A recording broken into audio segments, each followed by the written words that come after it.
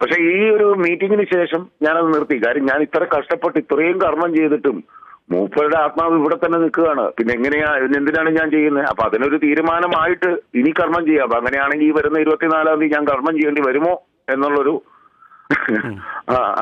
ആകുലതയിലാണ് ഞാൻ. അനിവാര്യത ആയിട്ട് തന്നെ എനിക്ക് പറയുന്നുള്ളൂ. കാര്യം ധാർമ്മികത എന്ന് പറയുന്ന ഒരു സംഭവം അല്പമെങ്കിലും ഉണ്ടെങ്കിൽ അത് ഒരു വ്യക്തി ചെയ്യേണ്ട ഒരു കാര്യം തന്നെയാണ്. അത് അദ്ദേഹം ചെയ്തതിൽ അത് സ്വാഗതം ചെയ്യുന്നു എന്ന് എനിക്ക് പറയാനുള്ളൂ. ഒറ്റ കാര്യം ശ്രീ ഷമി, അതായത് അദ്ദേഹത്തിനെതിരെ ഉയർന്ന ആക്ഷേപങ്ങളുടെ ഗൗരവം മനസ്സിലാക്കി അദ്ദേഹം രാജിവെക്കുന്നതാണ് അതിന്റെ അർത്ഥം. അതായത് അദ്ദേഹത്തിനെതിരെ നിയമ നടപടിയൊക്കെ അനിവാര്യമാണ് എന്നുകൂടി ഇതിന് അർത്ഥമുണ്ടോ?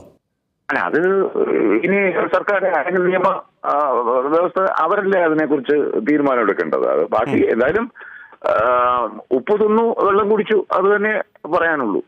ഈ ഉപ്പ് തിന്നവർ കൂടുതൽ കാണുമോ? അതൊരു നല്ല ചോദ്യമാണ്. കാണാൻ എന്തായാലും 10-60 പേര് മൊഴി കൊടുത്തിരിക്കുന്നല്ലോ. എന്തൊക്കെയാണ് എന്നുള്ളത് വന്ന് കാണാം, അതേ പറയാൻ പറ്റുള്ളൂ. പക്ഷെ അവിടെ ഒരു ചോദ്യം അവിടെ ഉദിക്കുന്നുണ്ട്.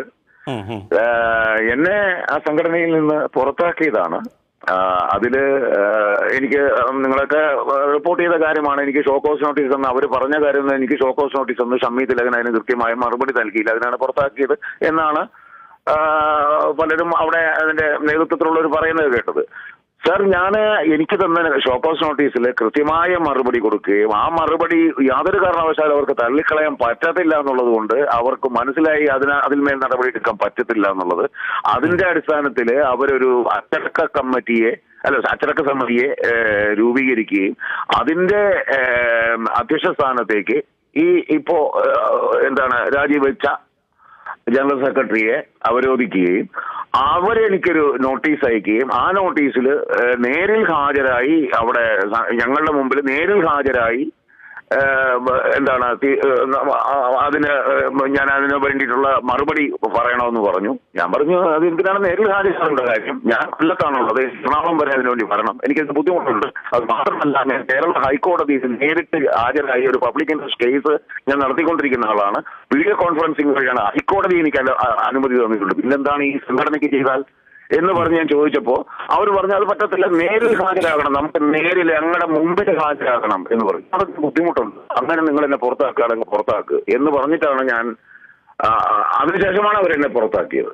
അപ്പൊ അങ്ങനെയാണെങ്കിൽ ഇപ്പോ എന്നെ പുറത്താക്കിയതിന്റെ നിയമസാധുത എന്താണ് എന്ന് ചോദിക്കുകയാണ്. തീർച്ചയായിട്ടും. ഒരു കാര്യം ശ്രീ ഷമി, അങ്ങനെയെങ്കിൽ ഇപ്പോൾ വന്ന ഈ കാറ്റ്, ഇപ്പോൾ ഈ അടിച്ചുകൊണ്ടിരിക്കുന്ന കാറ്റ് സിനിമാ മേഖലയിൽ എന്തൊക്കെ മാറ്റം ഉണ്ടാക്കുന്ന പോലെ തന്നെ സിനിമാ സംഘടനകളുടെ രീതികൾ മാറ്റുമെന്ന് കൂടി താങ്കൾ പ്രതീക്ഷിക്കുന്നുണ്ടോ? സാർ, ഇതൊരു സാധാരണ കാറ്റല്ല സാർ, ഇതൊരു കൊടുങ്കാറ്റായിട്ടാണ് തോന്നുന്നത്. ഇത് എത്രത്തോളം ഇതെന്താ പറയുക, നമ്മള് ഈ അമേരിക്കയിലൊക്കെ ചില കാറ്റ് ഇതൊക്കെ ഉണ്ടായിട്ടില്ലേ, ട്വിറ്റേഴ്സ് ഒക്കെ, അതൊക്കെ എങ്ങനെയാണ്, അതിനൊക്കെ ചില പേരിലുണ്ട്, ഞാനത് മറന്നുപോയി. അതുപോലത്തെ ഒരു വലിയ ഒരു ട്വിറ്ററായിട്ടാണ് എനിക്ക് തോന്നുന്നത്. എന്തായാലും പറഞ്ഞ വാക്ക് ശരിയാണോ എന്ന് അറിയത്തില്ല. ഈ ഇങ്ങനെ ചുഴലിക്കാറ്റ് അതിങ്ങനെ പലരെയും എടുത്തുകൊണ്ട് പോകും. അതെന്താണെന്ന് പറഞ്ഞാൽ എനിക്ക് തോന്നുന്നത്, ഞാനത് പറഞ്ഞു 2018 ഞാൻ ആ സംഘടനയിൽ എന്നെ ഒരു അതിഥിയായിട്ട് വിളിച്ചപ്പോ അവിടെ മിസ്റ്റർ ജോയ് മാത്യു പറഞ്ഞൊരു വാചകമുണ്ട്, തിലകൻ ചേട്ടന്റെ പ്രാക്ക് ആണ് ഈ പ്രശ്നങ്ങൾക്കെല്ലാം കാരണമെന്ന്. അന്നേരം ഇവരെല്ലാവരും ഈ പറഞ്ഞ അദ്ദേഹം അടക്കം അവിടെ ഉണ്ടായിരുന്നു. അദ്ദേഹം അടക്കം അതിങ്ങനെ തലയിങ്ങനെ ആട്ടി അത് അംഗീകരിക്കുന്നത് ഞാൻ ശ്രദ്ധിച്ചിരുന്നു. അപ്പൊ അതിന്റെ അർത്ഥം അപ്പൊ മിസ്റ്റർ തിലകൻ ഇവിടെ തന്നെ ഉണ്ട്. ഞാൻ എന്റെ അച്ഛനായിട്ട് പറയുകയല്ല. ഇപ്പൊ അങ്ങും വിശ്വസിക്കുന്നത് തിലകൻ എന്ന, നമുക്കറിയാം അദ്ദേഹത്തിനെതിരെ വന്ന നടപടികൾ അതൊക്കെ നമുക്ക് ഇപ്പോൾ ഇന്നലെ നല്ല ഓർമ്മയുണ്ട്.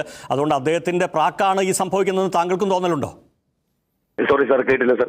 അല്ലല്ല, ഇപ്പൊ നേരത്തെ ഇപ്പൊ ജോയ് മാത്യു പറഞ്ഞ പോലെ ആ പ്രാക്കാണ് ഈ സംഭവിക്കുന്നത് എന്നൊരു തോന്നൽ ഇതൊക്കെ കാണുമ്പോൾ താങ്കൾക്കും ഉണ്ടോ?